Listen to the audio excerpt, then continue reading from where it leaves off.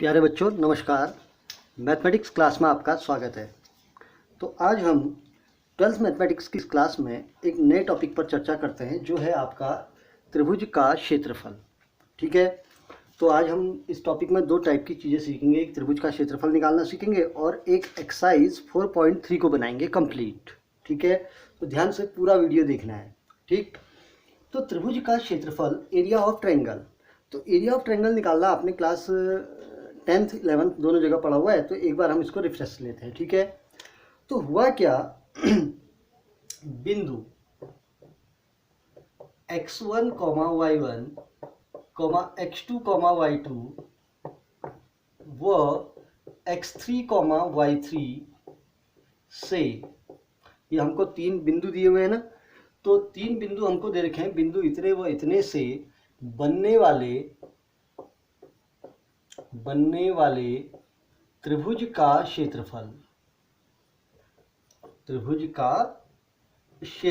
तो आपने ये क्लास 10th में भी पढ़ा है और अपनी 11th क्लास में भी आपने पढ़ा हुआ है, तो एक बार हम इसको रिपीट कर लेते हैं।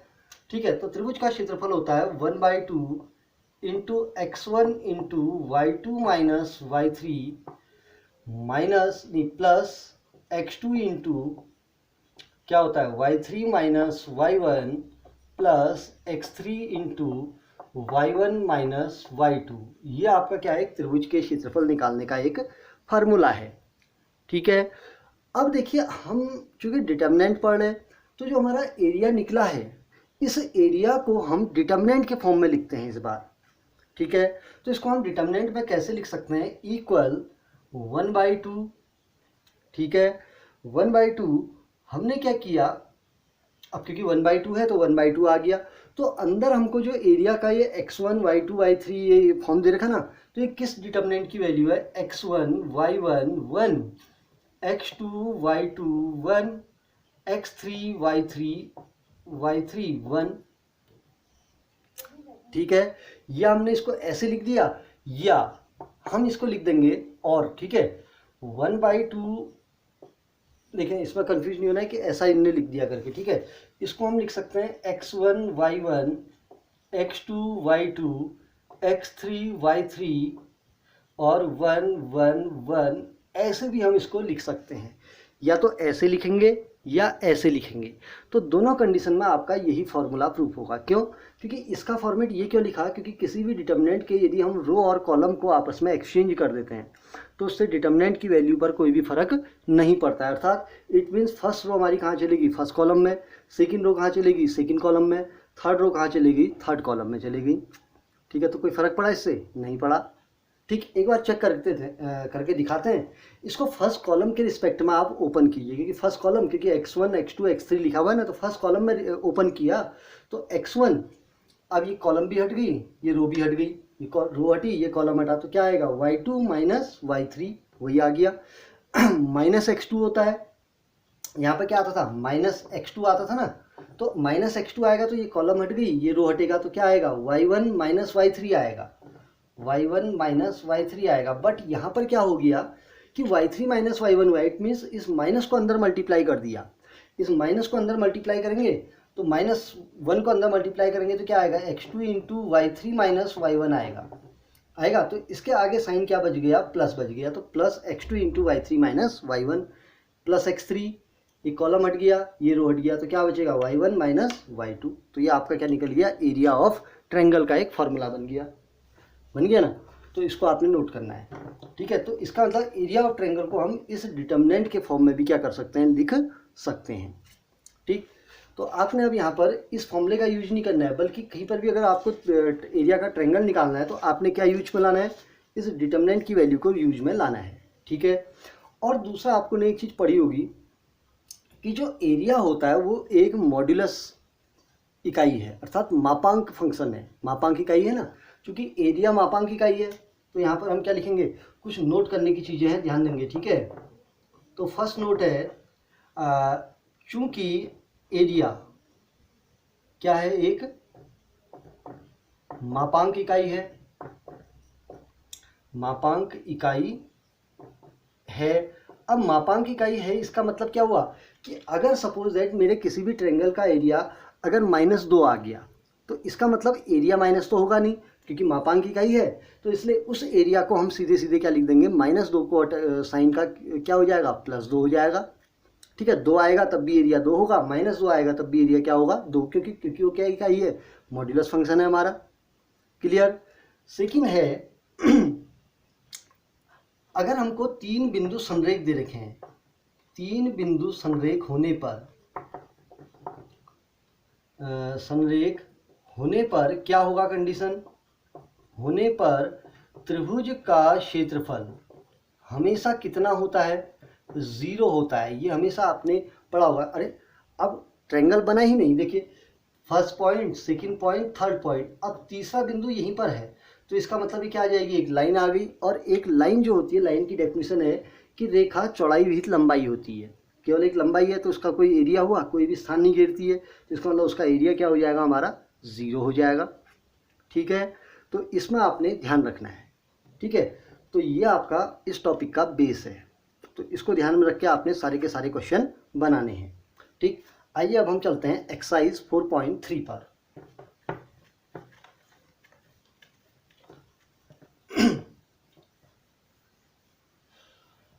तो इस वाले का हम लेते हैं एक्सरसाइज 4.3। आप क्वेश्चन थोड़े से एक आध क्वेश्चन देख लें और बाकी क्वेश्चनों को इनको बेस लेकर के आप बना सकते हैं। ठीक है, तो फर्स्ट क्वेश्चन है, हमको दिया क्या है, निम्न में से प्रत्येक दिए गए शीर्ष बिंदुओं वाले त्रिभुज का क्या निकालना है, क्षेत्रफल। इट मीन्स हमको एक ट्रायंगल के वर्टेक्स दे रखे हैं, वर्टेक्स दे रखे ना, तो ट्रायंगल के अगर वर्टेक्स दे रखे हैं तो हमने ट्रायंगल का एरिया निकालना है। तो हमको दिया क्या है, बिकॉज x1, y1, देखो ऐसे लिखने में बड़ी आसानी होगी, वैल्यू रखने में, इक्वल क्या होगा 1, 0, x2, y2 इक्वल क्या हो जाएगा 6, 0, x3, y3 इक्वल क्या हो जाएगा 4, 3। तो हम इसका फर्स्ट पार्ट निकालना है। ठीक है, तो हमको ट्रायंगल के 3 वर्टेक्स दे रखे हैं, तो हमने इस ट्रायंगल का क्या निकालना है, एरिया।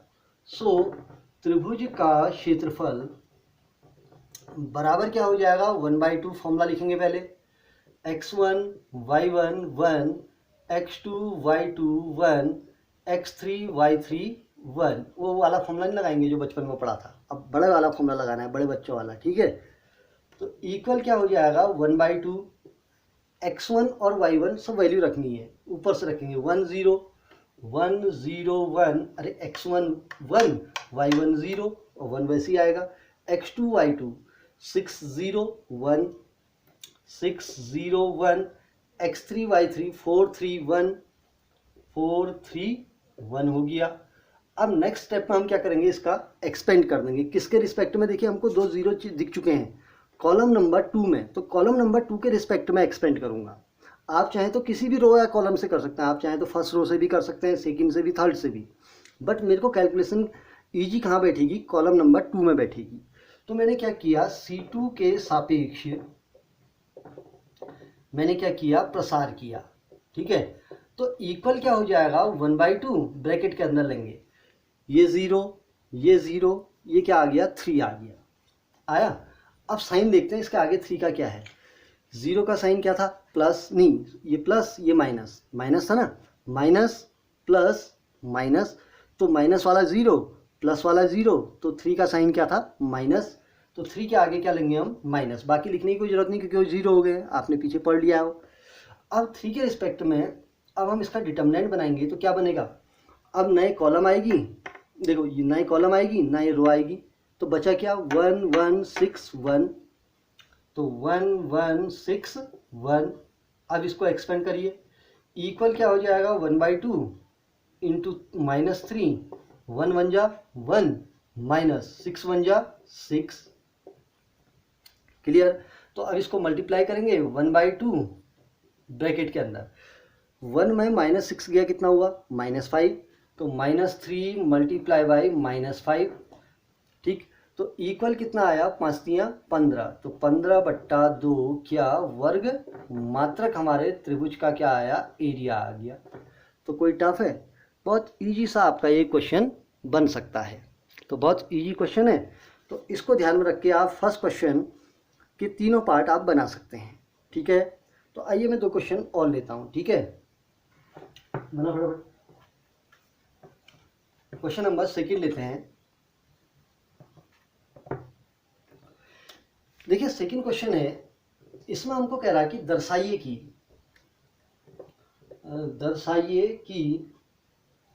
कि बिंदु ए x1, y1 इक्वल क्या दे रखा, a, b प्लस सी। बिंदु बी को हम क्या ले लेंगे, x2, y2 इक्वल क्या दे रखा है, b, c प्लस ए। बिंदु सी x3, y3 बराबर क्या दे रखा हमको, c a प्लस b दे रखा है, दे रखा। तो हमने त्रिभुज का क्या निकालना है, क्षेत्रफल। तो इसलिए त्रिभुज का हमको अलग चीज़ दे रखी है। दर्शाइए कि तीनों बिंदु जो हैं वो क्या हैं, संरेख हैं। तो तीनों बिंदु संरेख दिखाने हैं, तो हम क्या करेंगे, यहाँ पर संरेख दिखाने के लिए हम क्या निकालेंगे, त्रिभुज का क्षेत्रफल। बराबर फॉर्मूला लगाएंगे 1/2 x1 y1 1 x2 y2 1 x3 y3 1, ठीक। अब इसकी वैल्यू रखेंगे 1/2। x1 की वैल्यू क्या है, ऊपर से पुटअप करिए। देखिए x1 कितना है, a, y1 कितना है, b प्लस सी 1, x2 कितना है, b, और y2 कितना है, c प्लस ए 1, x3 कितना है, c, y3 कितना है, देखिए a प्लस बी और 1। क्लियर। अब इसको देखिए प्रसार करना है, प्रसार में बड़ा लंबा लग रहा है, देखिए मज़ा नहीं आया इसमें। क्यों नहीं आया मज़ा, देखो इतना लंबा प्रसार, गुणा भाग कहाँ कर रहे हैं, बवाला हुआ। कितना बवाल तो मैथमेटिक्स में होता ही नहीं है। तो हम इसमें थोड़ा सा प्रॉपर्टी लगाते हैं। अब मेरे को प्रॉपर्टी लगाने में एक चीज़ दिख रहा है, देखिए a plus B plus C, a plus B plus C, a plus B plus C. आप चाहें तो प्रसार कर सकते हैं डायरेक्ट, बट मैं प्रसार नहीं करूँगा। क्यों, क्योंकि मेरे को पता है कि a प्लस बी प्लस सी इसमें तीनों में बन जा रहा है। तो मैं क्या करूँगा, देखिए C2 change by C2 plus C1 कर दिया। ये C2 को चेंज कर दिया, कॉलम नंबर 2 को, कैसे, C2 प्लस C1, क्योंकि तीनों में a प्लस बी प्लस सी बन जा रहा है। उसको मैं कॉमन ले लूँगा बाहर। तो क्या बन जाएगा, इक्वल 1/2 a b c। तो फर्स्ट में कोई चेंज नहीं है, तो इसको ऐड कीजिए तो क्या बनेगा, a plus B plus C, इन दोनों को ऐड कीजिए, b plus C plus a, इन दोनों को ऐड कीजिए, a plus B plus C, 1 1 1। अब देखिए एक बड़ा इंटरेस्टिंग चीज़ हो गया। क्या हुआ कि जो हमारा कॉलम नंबर 2 था उसमें एक गुणज आ गया। क्या आया, a plus B plus C, a plus B plus C, a plus B plus C मिल गया। तो हम यहाँ पर क्या करेंगे, C2 से a प्लस बी प्लस सी लेने पर, अब इसको हमने बाहर लिया तो क्या आएगा, इक्वल, यहीं पर लिख दें, तो यहीं पर लिख लेते हैं फिर, इक्वल क्या हो जाएगा 1/2, इक्वल क्या हो जाएगा 1/2 a प्लस बी प्लस सी, मैंने बाहर ले लिया ना, तो इसमें कोई चेंज नहीं है, a b c, determinant of a b c। इसमें a प्लस बी प्लस सी बाहर लेंगे, क्या बचेगा 1, इसमें भी 1, इसमें भी 1, तो 1 1 1 1 1 1। अब देखिए हमारा C2 एंड C3 इक्वल हो चुके हैं, बिकॉज C2 इक्वल क्या हो गया, C3। अब किसी भी डिटर्मिनेंट के यदि दो रोज या दो कॉलम आपस में एक दूसरे के क्या है, इक्वल है, देखिए 1 1 1 1 1 1 इक्वल है ना, तो उस डिटर्मिनेंट की वैल्यू क्या हो जाती है, 0। तो ये पूरे का पूरा डिटर्मिनेंट क्या हो गया, 0, और 0 से इसको मल्टीप्लाई करेंगे तो पूरा का पूरा क्या हो जाएगा, 0 हो जाएगा। क्लियर है। तो इसलिए तीनों बिंदु क्या हैं, तीनों बिंदु क्या है हमारे, संरेखी। इसका मतलब यहाँ पर दिए गए तीनों बिंदु हमको क्या मिल गए हैं, संरेखी मिल गए हैं। तो कोई टफ है, देखिए बहुत इजी सा आपका ये सेकंड क्वेश्चन भी बन गया। ठीक है, आइए अब हम एक क्वेश्चन नंबर 3 लेते हैं। Question number 3 and 5 same model के हैं, तो क्वेश्चन नंबर 3 का एक पार्ट हम लेते हैं। अरे बनाओ।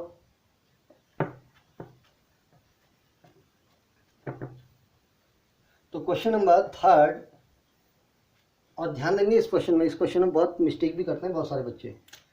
ठीक, तो 3 का हम लेंगे यहाँ पर फर्स्ट पार्ट ही ले लेते हैं, चलिए ठीक है। तो प्रत्येक में k का मान ज्ञात कीजिए यदि त्रिभुज का क्षेत्रफल कितना दे रखा है हमको, 4 वर्ग इकाई दे रखा है, ठीक है, स्क्वायर यूनिट दे रखा है। तो बिंदु क्या दे रखे हैं, x1 y1 इक्वल क्या दे रखा है, k 0, x2 y2 इक्वल क्या दे रखा है, देखिए वो दे रखा है हमको 4 0, ठीक।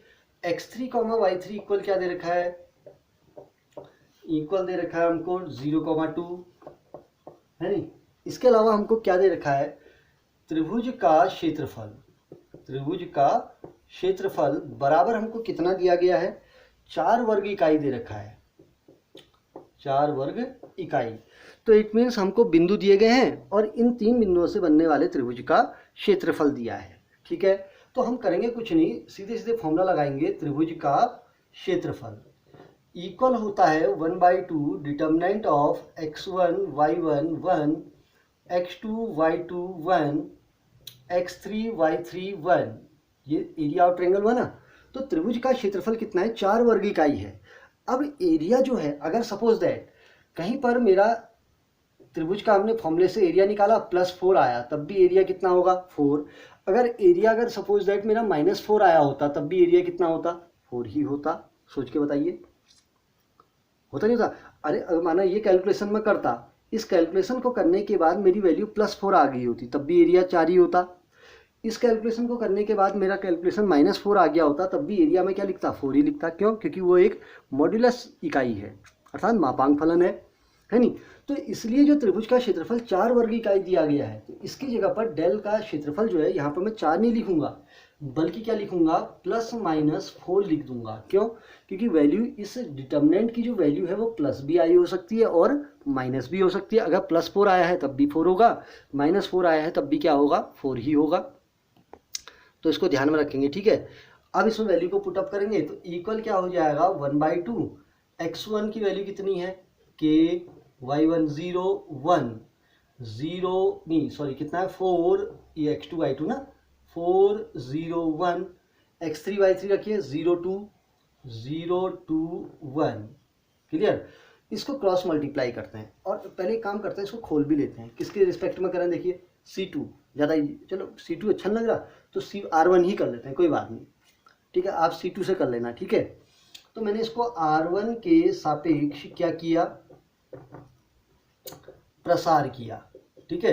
R1 के सापेक्ष जब प्रसार कर रहा हूँ, एक काम करता हूँ, 2 अपॉन में है ना, इसको मल्टीप्लाई कर दीजिए क्रॉस में, तो 2 4 जा 8, तो प्लस माइनस क्या हो गया 8 इक्वल 1/2 इधर मल्टीप्लाई हो गया ना। तो इसको सॉल्व करेंगे R1 के रिस्पेक्ट में, ठीक है। k इंटू इसका वो बनाइए सारणिक, ये हट गया, ये हट गया, तो क्या बचा 0 1 2 1 0 1 2 1 -0, ये तो 0 ही हो गया, इसको क्या लिखें फिर, माइनस वाला 0। अब 1 + 1 इसका बनाइए, ये कॉलम भी हट गया, ये रो भी हट गई, तो क्या आया 4 0 0 2 4 0 0 2 आ गया, क्लियर। तो +-8 इक्वल क्या हो जाएगा, k इंटू मल्टीप्लाई कीजिए, 0 1 जा 0 -2 + 1 इंटू 4 2 जा 8 -0। अब ये ब्रैकेट को खोलेंगे तो क्या आएगा, +-8 इक्वल -2k +8 बन जा 8, ओके। अब यहाँ पर हमारे पास कितने साइन हैं, देखिए गलती आप इसमें क्या करते हैं, पहले मैं आपको गलती बताता हूँ। क्योंकि जब आप ट्रायंगल का एरिया यहाँ पर लिखते हैं तो आपको 4 दिया है तो आप डायरेक्ट 4 लिख देते हैं, तो उससे आपका एक वैल्यू गुम हो जाएगा, एक वैल्यू निकलेगा ही नहीं। तो कंप्लीट आंसर निकालने के लिए हमेशा ख्याल करेंगे, जो त्रिभुज का एरिया है, एरिया ऑफ ट्रायंगल दिया है ना 4 स्क्वायर यूनिट, तो इसकी वैल्यू को आपको प्लस माइनस दोनों लेना है। क्यों, क्योंकि अगर प्लस आया होगा तब भी एरिया 4 ही होगा, माइनस आया होगा तब भी क्या होगा 4, तो इसलिए प्लस माइनस साइन दोनों लगाने हैं। क्यों, क्योंकि वो मॉड्यूलस वैल्यू है एक, ठीक है। तो अब हम यहाँ पर क्या लेंगे, एक बार प्लस साइन लेंगे प्लस चिन्ह पर, तो प्लस चिन्ह पर क्या आएगा 8 इक्वल -2k प्लस क्या हो गया 8, 8 से 8 क्या हो गया कैंसिल, तो -2k इक्वल क्या हो गया 0, सो k इक्वल कितना आ गया 0 आ गया। तो फर्स्ट वैल्यू हमको मिल गई, किसकी, k की, कितनी आ गई 0। सेकेंड वैल्यू हम लेंगे माइनस चिन्ह पर, माइनस चिन्ह पर क्या आएगा -8 इक्वल -2k + 8, ठीक है। अब ये 8 इधर प्लस में है तो इधर आके माइनस में, तो -2k इक्वल क्या हो जाएगा, -8 इक्वल कितना आ गया, -16। सो के इक्वल कितना आएगा बताइए, -16 अपॉन -2। सो के इक्वल कितना आ गया, -8 आ गया, नहीं सॉरी 2 का माइनस माइनस प्लस हो गया, 2 8 जा 16, तो कितना आ गया, के का वैल्यू 8 आ गया। ठीक है, अगर सपोज दैट आप यहाँ पर प्लस माइनस साइन नहीं लेंगे तो आपका ये के इक्वल 8 वैल्यू गायब हो जाएगी। क्यों होगी, खुद देखिए, क्योंकि अगर आप प्लस ही प्लस लेते तो क्या आपका के का वैल्यू केवल क्या आता, 0 आता, तो आंसर कंप्लीट होता, नहीं होता। ठीक है, इसलिए कंप्लीट आंसर कब हुआ, जब के की वैल्यू 0 आई तब भी एरिया कितना होगा 4, और के की वैल्यू 8 आई तब भी एरिया कितना होगा 4। क्यों, क्योंकि के की वैल्यू अगर 0 आएगी तो इसका डिटर्मिनेंट जो होगा +4 आएगा, के की वैल्यू अगर 8 होगी तो इसका डिटर्मिनेंट की वैल्यू जो होगी वो कितनी आ जाएगी, इसको सॉल्व करके हमारा -8 आएगा, -8 आएगा ना, नहीं सॉरी कितना आएगा, -4 आएगा, सॉरी कितना आएगा, -4। अब -4 आया तो एरिया मॉड्यूलस फंक्शन होता है या मॉड्यूलस इकाई है, तो इस कारण से वो माइनस वैल्यू भी क्या हो जाएगी, प्लस हो जाएगी। क्लियर, बहुत इजी सा स्टेप का क्वेश्चन है, तो इसको आप बना सकते हैं, तो आपको बहुत आसान लगेगा। अब आते हैं क्वेश्चन नंबर 4।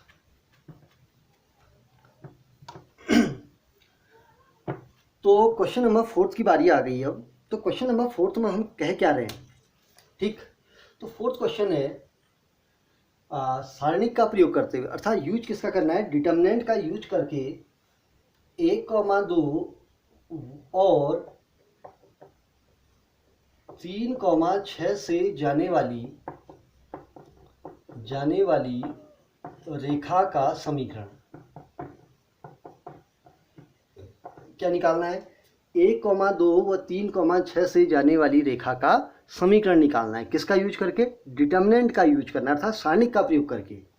ठीक है, तो दो बिंदुओं से जाने वाली रेखा का समीकरण हम सारणिक से कैसे निकालेंगे। अब ध्यान देंगे, मेरे दो बिंदु है ना, ये बिंदु मेरा है 1,2 और यहाँ पर एक पॉइंट है 3,6।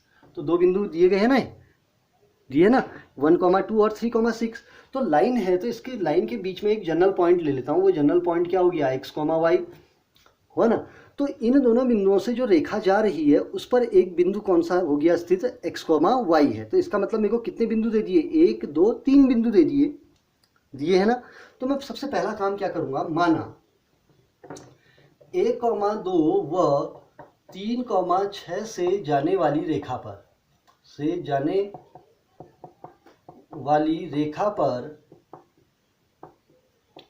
पर स्थित एक अन्य बिंदु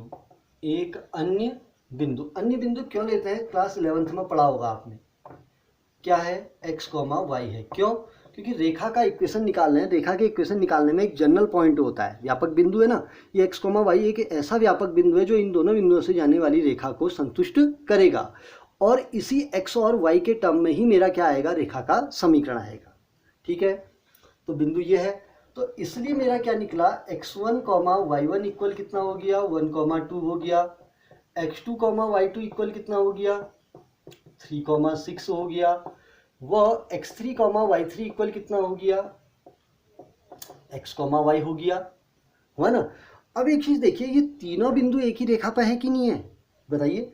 ये बिंदु भी उसी रेखा पर है जिस पर x, y है, जिस पर 3,6 है, क्योंकि 1,2 और 3,6 से जाने वाली रेखा पर ही x, y है नहीं। तो मैं यहाँ पर क्या लिखूंगा, चूंकि तीनों बिंदु क्या है, अब रेखा बनेगी तो तीनों बिंदु क्या होने चाहिए, संरेखी होने चाहिए। तीनों बिंदु क्या हैं, संरेखी हैं। इसलिए अगर तीनों बिंदु संरेखी हैं तो इसलिए त्रिभुज का क्षेत्रफल कितना आना चाहिए, बराबर क्या आना चाहिए, 0 आना चाहिए। क्लियर हो गया, तीन बिंदु संरेखी हैं तो त्रिभुज का क्षेत्रफल 0। अब त्रिभुज का एरिया का formula 1/2 determinant of x1 y1 1, x2 y2 1, x3 y3 1 equal क्या हो जाएगा, 0। अब इसमें वैल्यू रखिए तो क्या आएगा, 1/2 x1 की वैल्यू क्या हुई, 1 2 1 2 1, x2 y2 3 6 3 6 1, x3 y3 xy 1 equal क्या हो जाएगा, 0। क्लियर हो गया। अब हम 1/2 को क्रॉस मल्टीप्लाई कर देंगे, किस तरफ, ये 1/2 इधर 0 से मल्टीप्लाई होके क्या हो गया 0। तो इसका प्रसार कर दीजिए किसके रिस्पेक्ट में, R1 के रिस्पेक्ट में। R1 के सापेक्ष हमने क्या किया, इसका प्रसार किया। तो R1 के सापेक्ष प्रसार करेंगे, अब सीधे करते हैं, ठीक है। अब प्रोसेस आ गई है 1 इंटू, ये कॉलम हट गया, ये रो हट गई, तो क्या आएगा 6 1 जा 6 और y 1 जा y। तो 6 माइनस कितना हो गया y -2। अब -2 आएगा तो ये कॉलम हट गई, ठीक है, और ये रो तो हटी हटी है, तो ये कॉलम हटेगा तो क्या आएगा 3 1 जा 3 और x 1 जा x। तो कितना आएगा 3 - x + 1। ये रो हट गई, ये कॉलम हट गया, तो क्या आएगा 3y - 6x। ये इतना ही तो बचेगा, देखिए ये, इसको हटा दीजिए, इसको भी हटा दीजिए, तो क्या आएगा 3y - 6x। तो क्या आया 3y - 6x इक्वल क्या हो गया 0 हो गया। अब ब्रैकेट ओपन कीजिए, 6 - y -3 2 जा 6 माइनस प्लस 2x, ये ओपन करने तो आते होंगे। 6 - y -3 दूना 6 माइनस प्लस 2x, इससे ओपन कीजिए, 1 है तो वही आ गया 3y - 6x plus 3y - 6x equal 0। ठीक, अब इसको सॉल्व करते हैं, तो 6 से 6 क्या हो गया, कैंसिल हो गया। ठीक, तो 2x - 6x कितना हुआ -4x, ठीक है, -y प्लस 3y इक्वल कितना हो जाएगा +2y इक्वल 0। ठीक है, अब इसको थोड़ा सजा लेते हैं, सजाना अच्छा लगता है ना। तो इसको मैंने -2 कॉमन ले लिया, क्या लिया कॉमन -2। तो -2 मैंने कॉमन ले लिया, तो इसमें क्या बचेगा 2x माइनस क्या हो जाएगा y इक्वल 0। तो -2 को 0 के अपॉन में डाल दिया, तो सो वैल्यू क्या आएगी 2x - y इक्वल 0। तो ये मेरी लाइन ऑफ क्या आ गया, इक्वेशन ऑफ लाइन आ गया। ठीक है, तो इन दोनों बिंदुओं से होकर जाने वाली रेखा का समीकरण क्या होगा 2x - y इक्वल 0। या इसको आप ये भी लिख सकते हैं, या 2x इक्वल y भी लिख सकते हैं। कोई टफ है, देखिए बहुत इजी सी आपकी एक्सरसाइज है, और इसको ध्यानपूर्वक आप बनाएंगे तो 4.3 भी हमारा क्या हो गया, कंप्लीट हो गया। ठीक।